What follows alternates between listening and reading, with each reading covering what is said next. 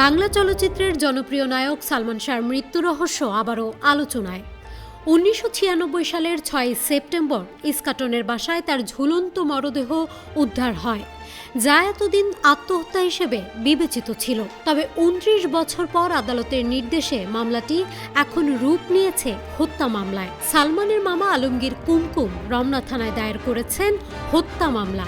এদিকে ১৯৯৭ সালে আসামি রেজভির দেয়া জবানবন্দিতে উঠে আসে চাঞ্চল্যকর তথ্য। সালমান শাহকে ১২ লাখ টাকার চুক্তিতে হত্যা করা হয়েছিল।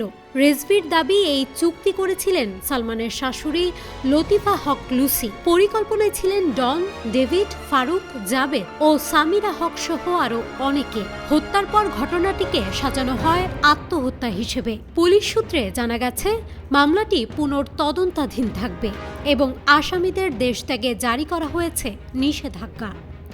News desk, Manabzamin.